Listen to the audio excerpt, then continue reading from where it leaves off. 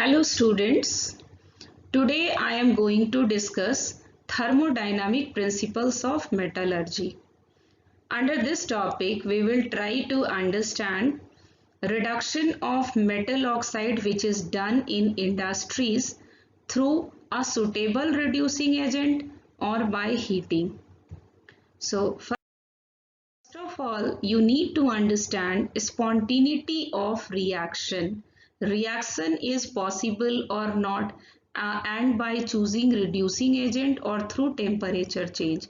As we know, if the value is more negative, that means reaction is spontaneous, and this also we are knowing.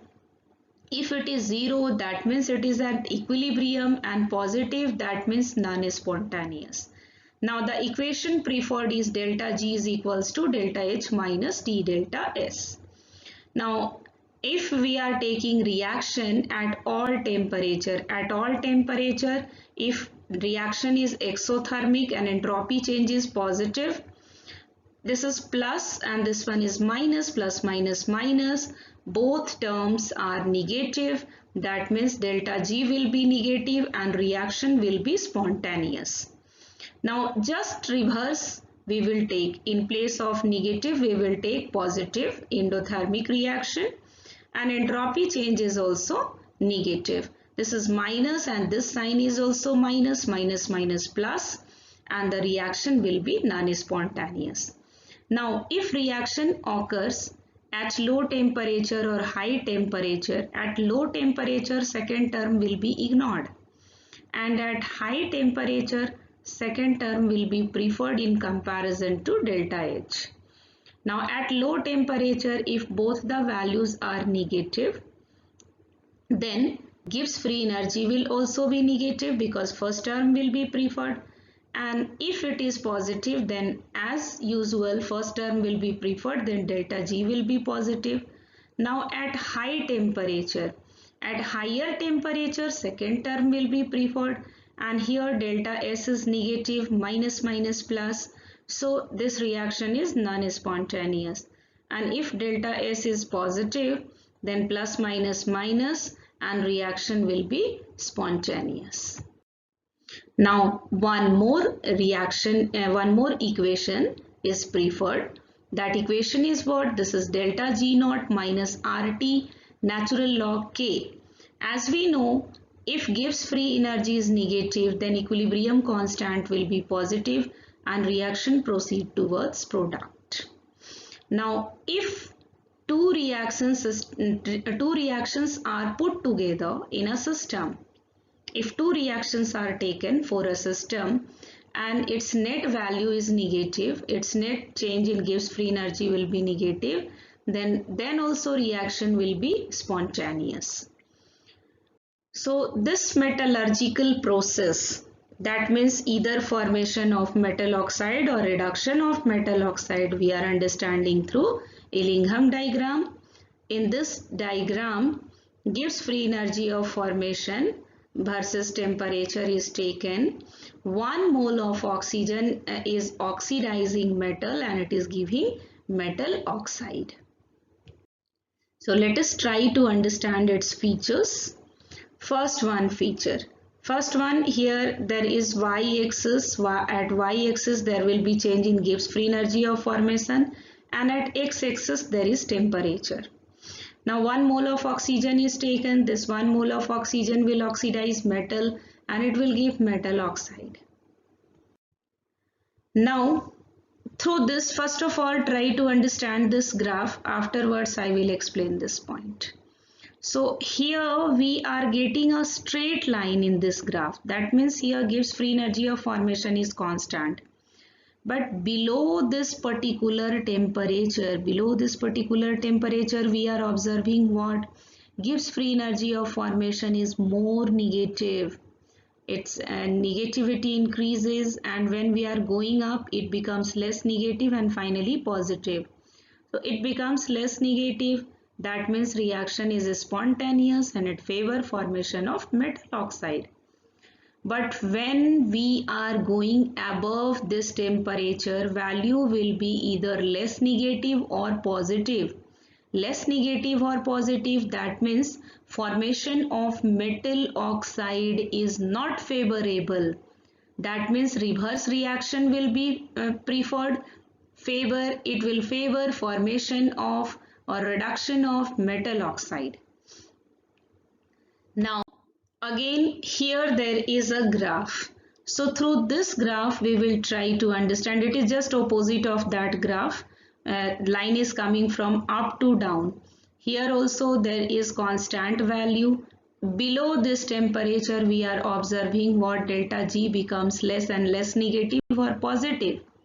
That means it favor formation of metal, reduction of metal oxide. And when we are coming above this temperature, look at here, it becomes more negative, spontaneous, and favor formation of metal oxide. So as I told, after explaining these graphs, I will explain these points. So here we are understanding what formation of metal oxide or reduction of metal oxide is dependent on change in temperature. Now here in this graph we are understanding what, look at here, three graph I plotted. One is for formation of silver oxide, another is for formation of mercury oxide, and this is for zinc oxide. As temperature increases, look at here, reverse reaction for silver oxide. As I told, above this value, this is 0, and above this value we are getting what, it will be reversed, because here gives free energy will be positive, above 0 gives free energy will be positive, and it favor reverse reaction. Reverse reaction, that means reduction of silver oxide. Reduction of silver oxide is possible at lowest temperature in between these three graphs. Now mercury oxide little bit above this temperature will be reduced. But if we will observe above 0 also, zinc oxide is reaching this point at very high temperature. That means reduction of zinc oxide by heating is much more expensive. It is expensive for industries. That is why they are using a suitable reducing agent. Coke is used. Coke reduces zinc oxide and it gives zinc and carbon monoxide. Now in this graph, just try to understand. Look at here. First one, I divided this graph into three parts. Part A, Part B and Part C. In Part A, just try to understand. Carbon is oxidized. The solid carbon is oxidized to carbon monoxide. Now, it is oxidized to carbon monoxide. Here there is 2 moles of gaseous product and only 1 mole of gaseous reactant. That means change in number of moles of gas is positive.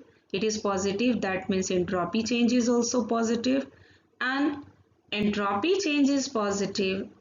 This reaction occurs at high temperature. We are increasing temperature. That means second part will be preferred. It will be plus minus minus, and change in Gibbs free energy will be negative. Process will be spontaneous. Now come to the part B. Here carbon is oxidized with 1 mole of oxygen gas and it is giving 1 mole of carbon dioxide gas. That means change in number of moles of gas is 0, entropy change is 0 and reaction is at equilibrium. Now next, in third one we are observing what, here there is 2 moles of carbon monoxide, 1 mole oxygen and 2 moles of carbon dioxide. That means reactant is less and change in number of moles of gas is negative. That means entropy change is also negative and the value of delta G will be less negative or positive with increase in temperature. So here we understood what, as the number of moles of gaseous amount decreases after formation of product, delta S will be negative, T delta S becomes positive and delta G decreases with increasing temperature.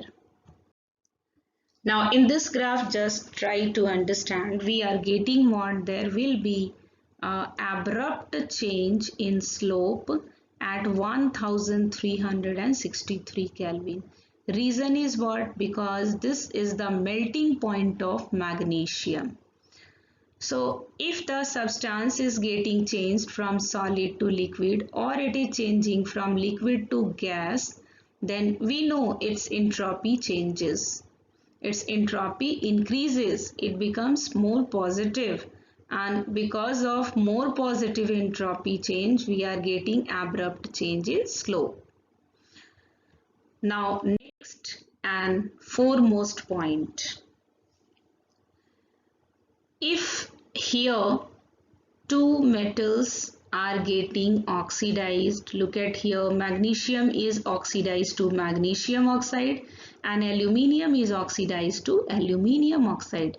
But just try to understand, at this particular temperature, we are observing, this is the meeting point of this both oxide formation. But below this temperature, we are observing what? More negative value of change in Gibbs free energy of formation will be for magnesium to magnesium oxide. That means magnesium oxide will be more stable and aluminium oxide will be less stable. That's why aluminium oxide will reduce and magnesium oxide formation occurs. Now above this temperature, we are observing what? For aluminium oxide, Gibbs free energy of formation is more negative. That means aluminium oxide is more stable, magnesium oxide is less stable and it is getting reduced. So it's very easy to interpret type of reducing agent. Here easily we can decide reducing agent. Here magnesium, below this temperature magnesium is reducing agent, and above this temperature aluminium is reducing agent. But what we are getting, after so many qualities, it has limitations also. So now coming to the limitations. In this we understood, here in this video we understood, industries are using this Illingham diagram to understand a particular reducing agent will be used or change in temperature will be used. That means here we understood reaction is possible or not. But anywhere we did not try to understand what is the speed of reaction. So Illingham diagram would not be able to explain kinetics of the reduction reaction. One more term we understood, there is a great relationship between Gibbs free energy of formation and equilibrium constant of reactant product system. It is true in most of the cases but not always true. Now in next video I will discuss few more number of problems related to Illingham diagram, and you will understand this diagram in better way through all the problems. Thank you.